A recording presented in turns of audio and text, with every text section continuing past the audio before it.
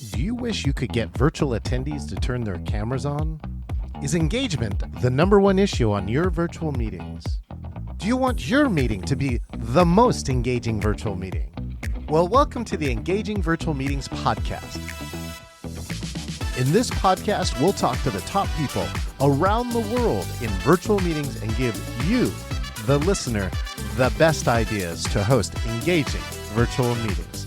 Make sure that you click subscribe so you can get the latest episode of the Engaging Virtual Meetings podcast. Now, let's welcome your host, the author of the #1 Amazon hot new release, Engaging Virtual Meetings, John Chen.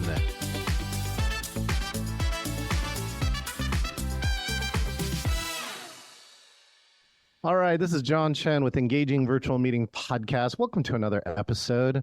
Well, today I'm calling in from Wichita, Kansas, and I have a funny story about how I got here. I had a client that signed a program for September 22nd, and while I was flying home, good thing I was friends with her because she started texting me, and I had the free texting on the airplane, and I started getting messages going, "Oh, John, I'm so glad I'm going to be able to see you," and I'm like, "Oh, me too." And she goes, "When are you going to fly in?" And I said, "I don't know. I'm talking to your team on Monday." And she goes, "Isn't that kind of close?"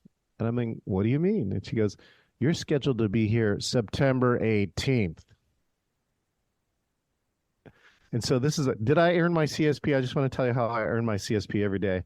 One, I didn't panic. Two, in under an hour on the plane, using only the free texting and the app, I had booked a flight. I was going to land at 12 noon. I was booked out on a red eye at 10 p.m. to Wichita, Kansas. And I rescheduled all my meetings for Monday. And the best part is that this is the value of relationship, by the way, is that when I called her, when I hit the ground, we, in 12 minutes, had everything settled so that neither one of us had to worry. We were going to make it. We're going to make this program. So anyways, that's how I'm here in Wichita, Kansas. By the way, if you are on social media, comment, like, share, and we love to put you here and listen to you while we're here broadcasting this live. In addition, my conference is coming up. The Engaging Conference is coming up October 1, 2, and 3, and we are featured 3 Hall of Fame speakers. When you come in person too, you will also get 5 minutes of 4-camera video, especially for your speakers, and you should come here to see how Hall of Fame speakers handle hybrid. Now, let's get on with the show. Today, I've got such a special guest. She's the immediate past president for the National Speakers Association in Northern California. She's an international speaker, facilitator, and the author of the best-selling book, Work Your Ass That's Off. Stop working so hard in business and in life. Allison guides business owners, executives, and their teams in the areas of leadership and interpersonal communication. Let's please welcome to the show, Allison Tabor. Allison, how are you doing? Hey, John. All great. Thank you. I don't think I've ever been introduced with such a pause on the title of assets before. That was a cliffhanger. Thank you. There you go. Right, we know our other friend, right, Deborah Gardner, who's got naked negotiating. So those are 2 kind of like slightly risque titles, but I thought you'd enjoy the alliteration. Thanks, John. Oh my gosh. So fantastic. How are you doing today? Tell me something great that's happened since I last saw you, because I saw you recently. It was so great. Oh, so many good things have happened. It's amazing how fast time flies. But first, I would just say I really love seeing you at NSA. There was another side to you that I didn't get to see before, is with you in your DJ mode, where we had this music jam. It's not only was it so fun for all the learning and the connecting at NSA, but to have such a good time with the talent that came out with all the musicians. That was super fun. So yeah, I didn't realize you were like a closet DJ. So that was very cool.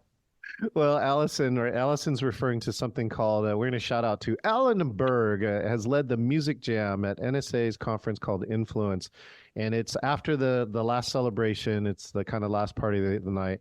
And basically, they have live instruments, right? We also have some karaoke set up on a computer. And musicians come out and wow, yeah, we had was it Linda Rose, who's like this famous blues singer and guitarist. We had Alan Berg plays keyboards. All of it was fantastic, and so much talent in the National Speakers Association, right, Allison? Definitely, it was a great time. All So. right, well, let's do this. For my friends who don't know you, why don't you take a moment and introduce who Allison is and is? And what do you do? Thanks, Allison.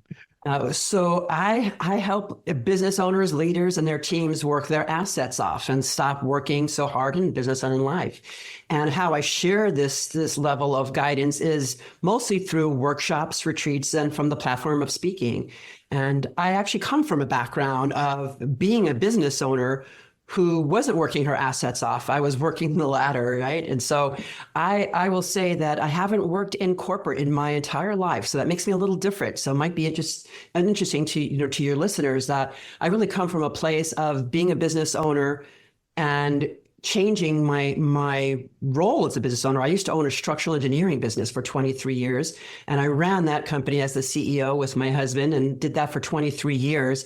So a lot of what I learned the hard way, where I was really working super hard. And yes, it was successful. The business was successful on many levels, but I was completely exhausted and really not aligned to the things that really energized me. So I'd say I was on the path to burnout. And it was in my recreation of my 2.0 that I decided that there were things I loved about the business, but I needed to change it up. So I changed it up probably 2 or 3 times over my 23 years. And then ultimately I decided that I wanted to go out and into the world and help other business owners to grow their businesses in a way that actually was energizing and inspiring and rewarding for them, not just have the business run them. And so that's really where I ended up on this path to working my assets off and doing what I do today and helping others to do the same. That's fantastic, Allison. Thank you so much. And I was a member of Entrepreneurs Organization, also did a lot of work for YPO. And what did you see change now? Now it's 2024. Like, what's the most common challenge or things that you're hearing from business owners? Side note, one of the top Chinese banquet restaurants called China Harbor yesterday just announced they're going to close after like 30 plus years. And this is like, this restaurant has been the center of like 200 weddings, political, like when Bruce Harrell won the mayorship, he had a 400 person party in this place because he's half black and half Asian. And so this landmark is going to disappear. So I'm just, like I said, I'm curious to see, what are you seeing in your landscape for the business owners you're talking to? Well, it's really interesting because I'm very fortunate in the fact that I have 3 peer advisory groups that I facilitate. So I have access to some extraordinary women CEO. It's actually for the Women Presidents Organization, which is WPO. Yeah. And these women are running businesses from $1 million to 100 plus million annual revenues. And one of the things that I will say that I see as a common theme, no matter whether they're manufacturing widgets, designing widgets, making widgets, selling widgets. It doesn't really matter what industry they're in and what geography they're serving in or who their audience is. There are some fundamental things they face. And one has to do with people, right? It's like managing the people part is realizing that as they grow and evolve, their leadership team needs to grow and evolve. So one thing that they face is their own reinvention as leaders and the reinvention of their leadership team. So not being stale. It's not like a one and done. Okay, I'm going to grow my business, get these amazing people on my team, and yay, I move on to the next thing. No, so I'd say the biggest thing to say is the evolutionary nature of people, their own evolution and their own growth. We've heard a lot around being, pivoting and being flexible, but it's more than just a term that's being tossed around. It's real. If you are a person who has a hard time, reevaluating and reshifting to where the market is going and adapting. If you have a hard time adapting, then you're going to have a hard time succeeding. So the CEOs today, the business owners today recognize the need for speed at making changes, adapting their technology, adapting their approach, adapting their people, growing and developing their people on their team, bringing new people on the team that are better, smarter, and more more skilled than them. That, they're very open to that. They don't want to be the smartest person in the room. So those are some of the things. And then, of course, it's always managing growth, right? Managing growth is in a smart way. You don't want to overextend and outgrow your available capital. So it's people, money, and processes, I think, are sort of the three pillars that business owners of all sizes, all industries are facing. PMP. There you go. There's your acronym for the day. People, money, processes. All right. Well, let's talk about your own quote unquote pivot. I know we don't like saying, I don't like personally saying the pivot word, but it still refers to a time that I think we all remember. So, you teach people change, right? And all of us had to reteach ourselves going, what do we actually know about change? So I'm curious, Allison, go back to March of 2020 and tell me what happened for you and what's something that got you through it. Well, when the pandemic first appeared on the scene, I asked myself a question. I said, wow, I don't know whether it was just my intuition or whether it was just being strategic in my thinking or a little bit of both. But I thought, what if this is not short term? What if this is going to stick around longer than we all would want, or expect? What would I do? And I came up with two thoughts. I said, one, I would learn to really be proficient in the virtual space, and I would invest in Zoom. So those are the two ideas that popped in my head.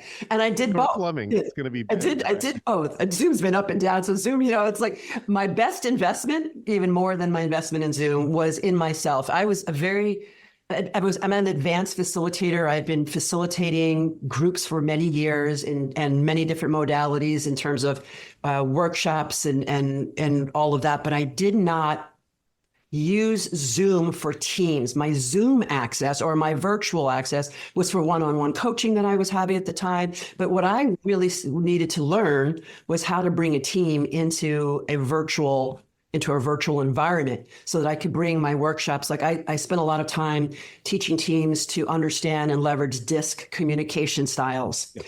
And I used to think, I want to do this in person because I am energized or being around people in person. What I didn't expect is by really embracing the technology and integrating technology into my supporting, the business owners and their teams where they were then. We didn't have the luxury of being together. I actually discovered that I love virtual facilitation. I love guiding. Oh. So now that created a new problem. It's like, do I want to get on an airplane and pop over to here and there? So the good news is it allowed me to adapt to meet people where they were in a way that they can be supported because they needed that more than ever. People were in different offices from all over the world and they craved connection. They craved learning, as a group, not being in silos. So that was a big pivot. And John, that wasn't on my radar. I'll be honest, they say like there's a book like The Black Swan, like think about the unthinkable. I wasn't thinking about it, but when it did come, I didn't wait very long. I thought pretty quickly about what do I need to do to prepare myself and others around me to be successful if this hangs around, which, as we know, it stayed a lot longer than we thought, and it's still not entirely off, radar. Yeah, Allison, nobody put a 4+ year pandemic on their bingo card in 2020, right? But the interesting part is we did polls at the beginning of the pandemic, and we said, when do you think we're going to be out, right? And the 80% of people said like before the end of the year.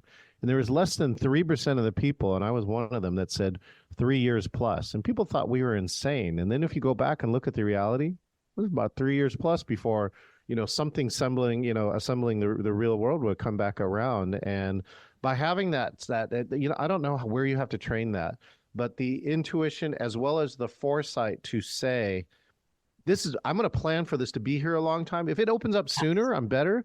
But everyone else was like, we knew some speakers who said, just going to wait. Right. And then they feel further and further and further behind, as opposed to people said, I gotta adapt now and figure something out.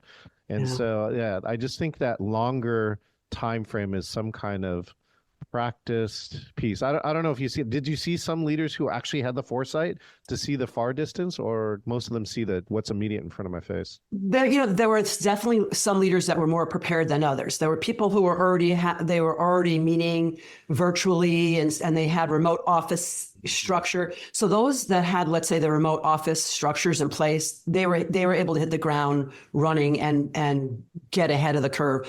For others who are really embracing we need to only meet in person, that the ramp up time, even technology, getting everybody equipped, that took them longer. There was one other thing that came to mind, when you were saying like the pivoting part. There was another need that surfaced for these leaders.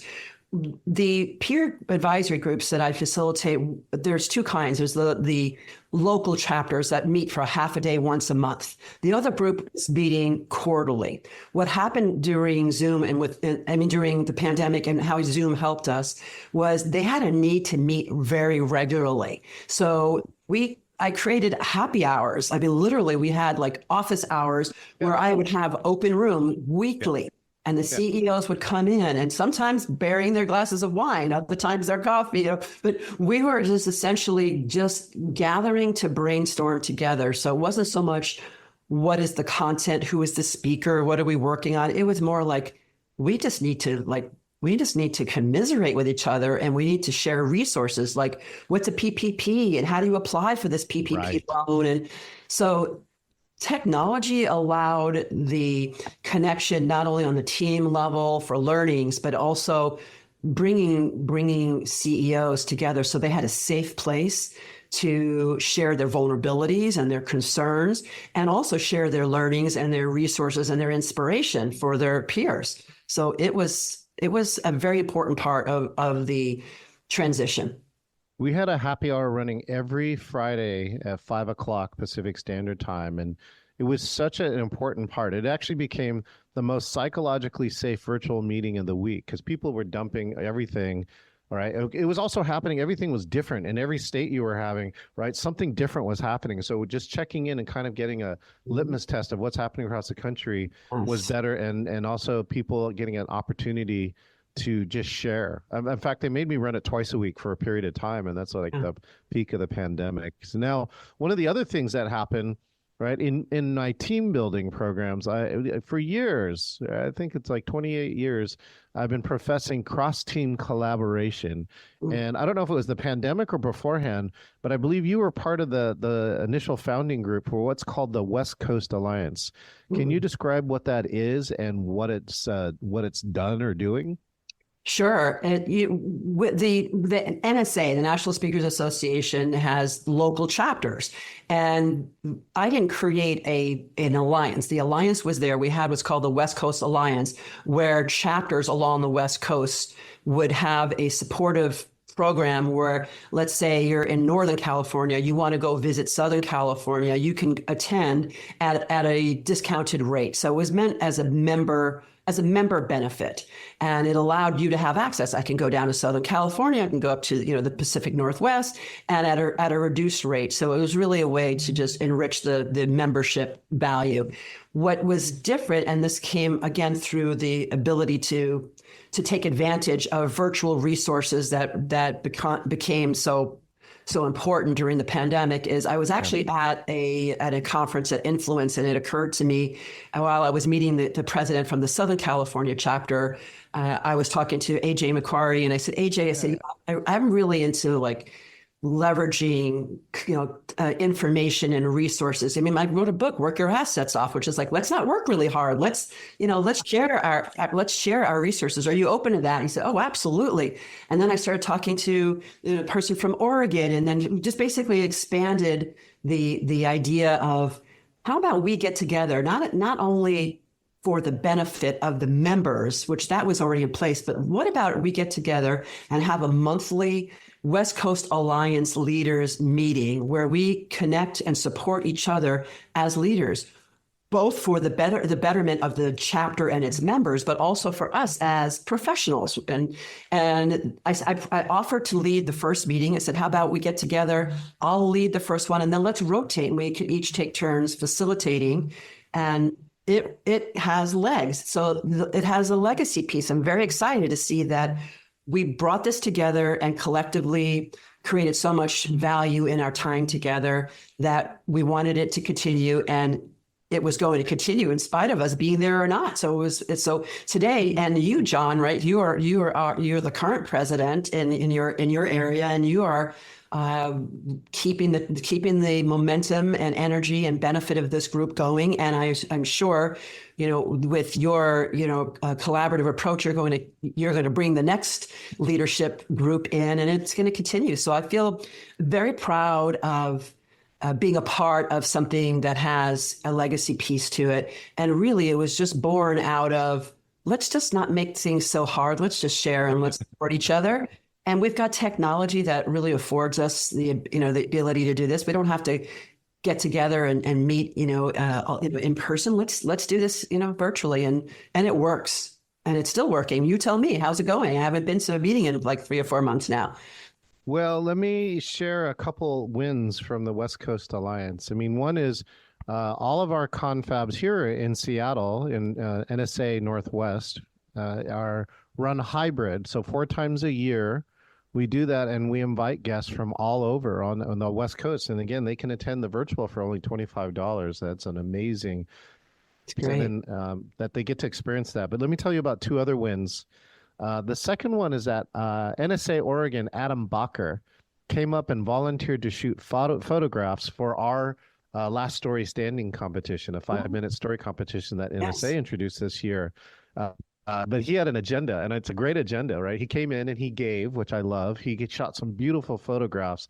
And then we have an optional lunch afterwards. So at the lunch, he came back in there and he goes, I'm competing in NSA's Oregon's Last Story Standing, which is on Monday. Our program is on Saturday. He goes, do you mind? Can I please share my story and get comments from 14 people at the table, like, yeah, let's do it. So he delivers this, like, his 5-minute story in the restaurant that's on Mercer Island near Seattle. Wow. And he got all these amazing comments. And what was great is I went to Oregon because I volunteered to shoot the video for their Last Story Standing competition. And Adam went and competed, and he used many of the things that he got at that lunch, and he won, Allison. Wow, fantastic. He won his chapter storytelling. And I think that's really cool. The second one is I want to share with this is that we've been really making a concerted effort for our good friends in Canada at CAPS BC up in Vancouver. We were invited to their summer party. We had 3 people that showed up there, and we just hung out. Beautiful backyard, amazing. Like it was all landscape. They have fun things. They've got this massive barbecue center inside of there. And so, and most importantly for me, this is what I got is like, if you like almost know all your members, like we have 85 members, so you're getting close to, like, I know most of them. But here it was like I met 40 new speakers. Wow, fantastic. Yeah, it was really, and I met, right, Tammy Natalie and Tanya, who are 2 brand new CSPs. Like, I got to meet them before they got on stage, so I really get to know who they are.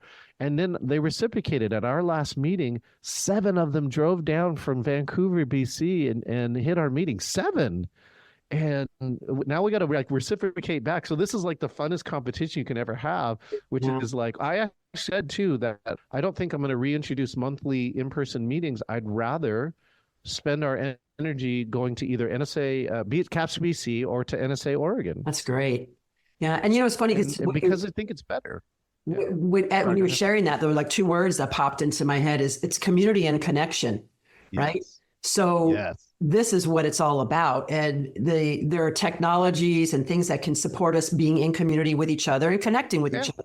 Because that's what we ultimately all crave, right? So the content is important, absolutely, but it's the content that is delivered in community as we connect with other people. And Allison, let me just share how rare this is. I've run over 4,000 team building events, right? And with top companies all around the world, not just the United States. And less than 1% of them can cross-team collaborate well.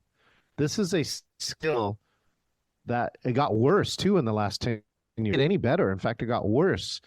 Teams silo. They just because I put a bandana and they have a team name, they just think immediately like Allison's on the other team. I can't talk to her. That's cheating, right? Or that's, I'm going to help her out. And so getting that mindset of cross-team collaboration to me is the number one thing that companies and organizations can do. So I just want to say thank you for that, right, Allison?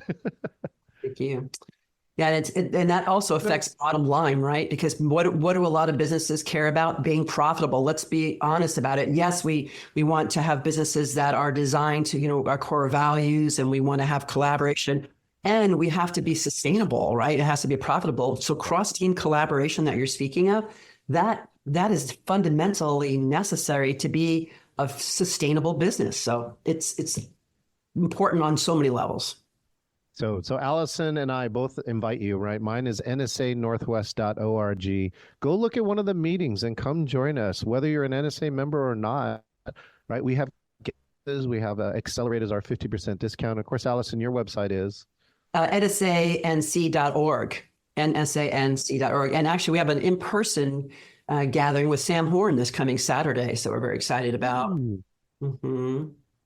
And to reach out, like, again, I just pre-show, I was just sharing with Allison too, that some of the stuff is happening is that I got invited to NSA Colorado. One of the members started having a hybrid, and it turned into a 7-city hybrid. And Marty Dickinson, who I've become good friends with, came around and said, "You got to have John run this thing, otherwise it might be a disaster." And it was, I can't believe this is the first hybrid, Allison, where every speaker looked right. Do you know what I mean? They look and they sounded right. And well, it's because, we put a lot of work into it. You reminded me that you and I I was thinking we saw each other besides Influence actually in July, because I was facilitating a CEO group in your neck of the woods. And I said, hey, if you want to get together, let's plan something. And oftentimes, you can extend that offer, and sometimes it just doesn't go anywhere. But, you're Mr. Follow Through. You make things happen. So boom, here we were getting together. And not only did you show up to visit, but you brought some great people from your local chapter.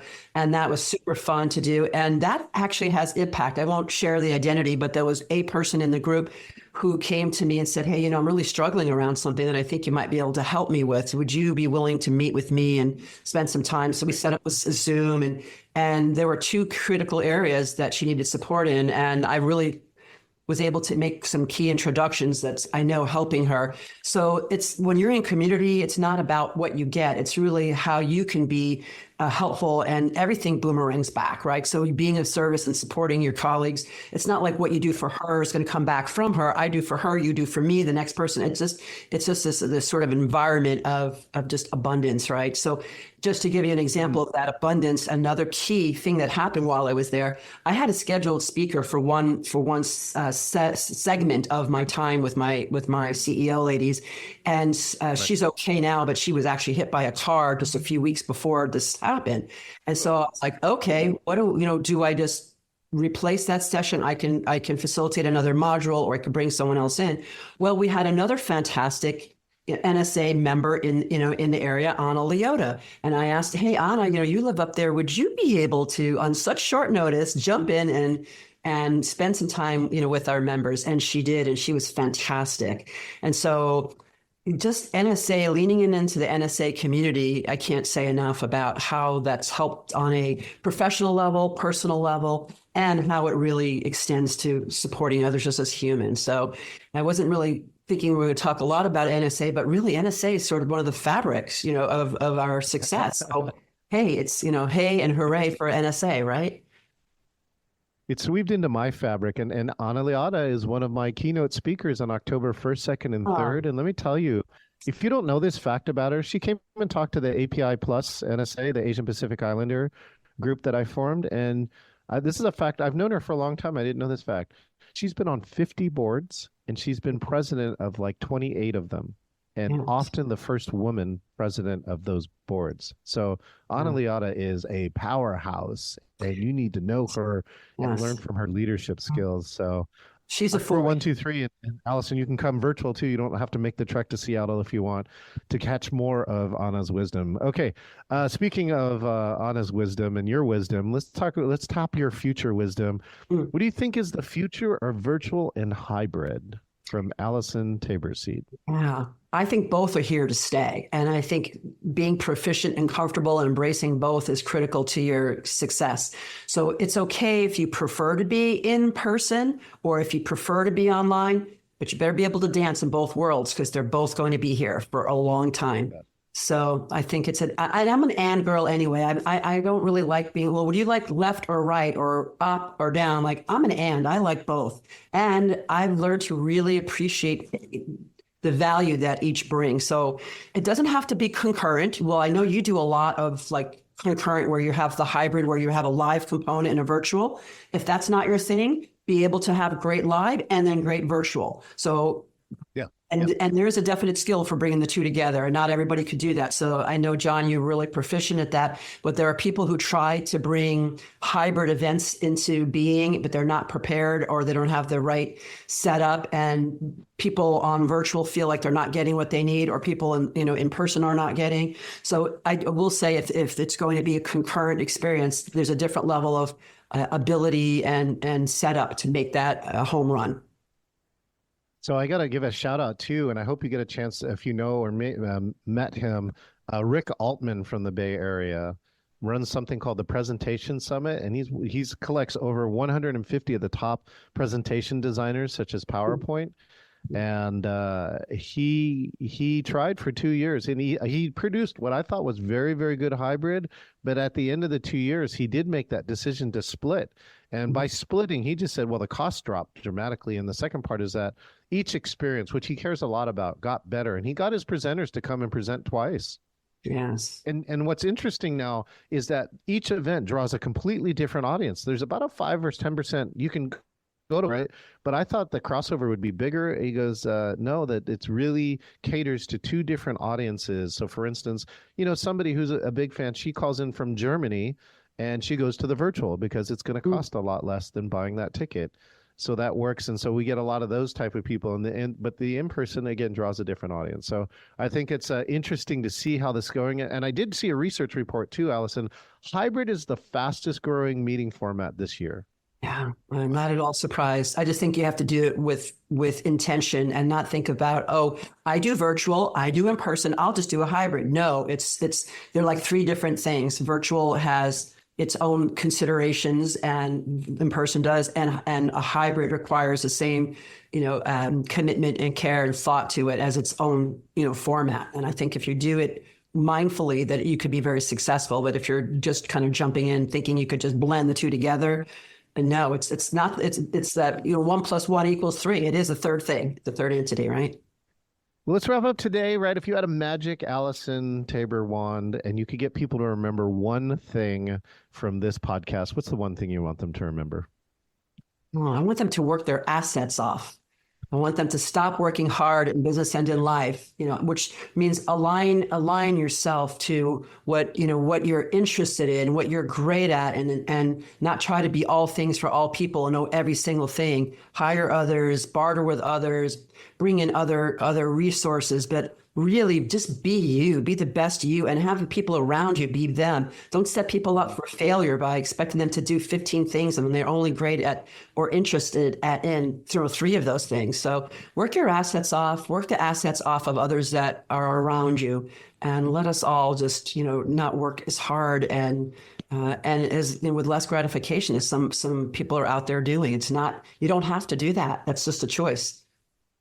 Outstanding. Well, I put all the links to Allison, to her website and her LinkedIn. Check her out there. If you want to stop working your assets off, or you want to start working your assets off, I believe, right? And more importantly, right, have an easier business life, right? Make more with less effort. Make sure and contact Allison. Allison, thank you so much for being on the show today. Always fun to spend time with you. Thanks for the invitation. Thank you, Allison. All right. Well, this is John Chen. We're here at the Engaging Virtual. And what's one of the really key things is look at your leadership and what can you stop doing and what can you do smarter and better. So I think those are the key messages from Allison. I'm John Chen here on the Engaging Virtual Meeting podcast. Make sure and check out the Engaging conference. You can go to engagingvirtualmeetings.com/CON for conference. Get a free ticket to day one, or of course join us for all 3 days, or for the first time ever join us in person. So thank you so much with that, and we will see you next time.